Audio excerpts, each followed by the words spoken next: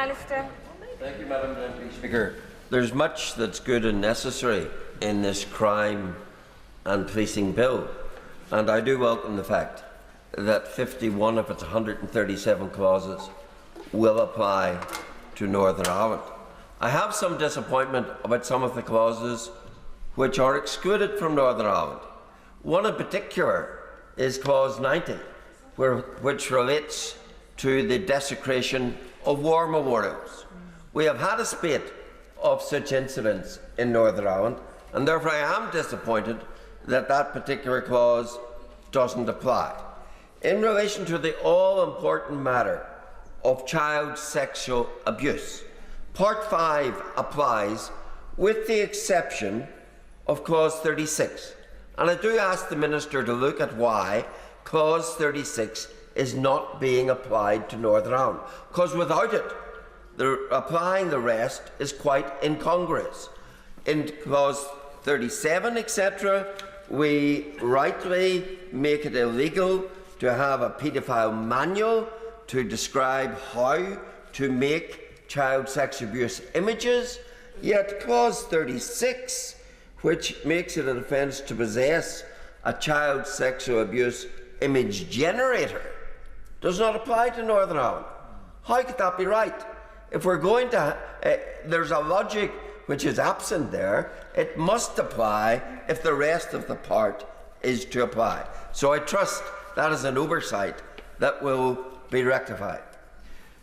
Could I then say that in Clause 123, subclause 3, we have hidden away something which will be of particular interest to many in Northern Ireland.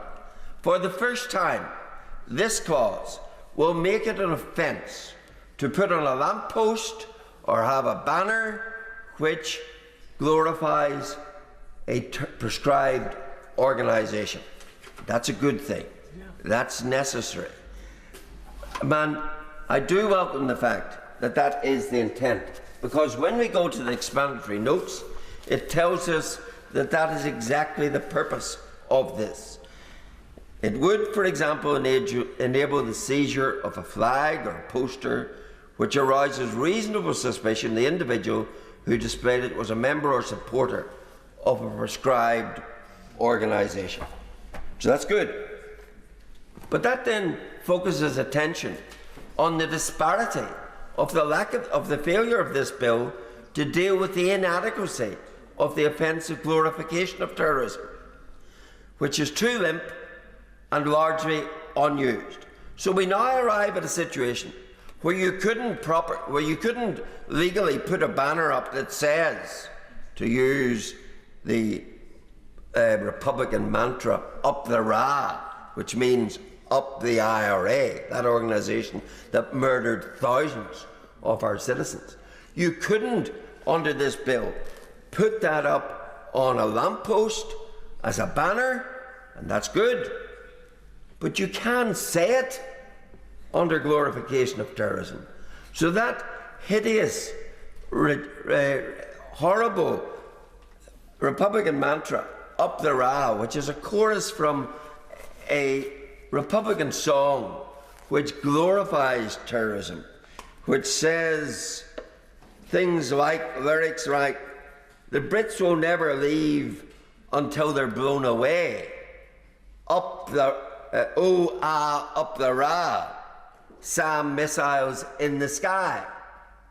That's a glorification of terrorism. Of course it is. But yet, under our legislation, that is not defined as glorification of terrorism, because you have to be advocating that which would emulate and encourage others to engage in terrorism. Some might think it does. But if you take what's in 123 and make the offence that which promotes the interests of a prescribed organisation, then you have done the right thing. But you need to transfer it across into the glorification of terrorism. Why should it be right to be illegal to have a banner that says up the Ra, but to address thousands of kids through a song, as happens every August in Northern Ireland, and sing up the Ra? That needs to be reconciled and dealt with.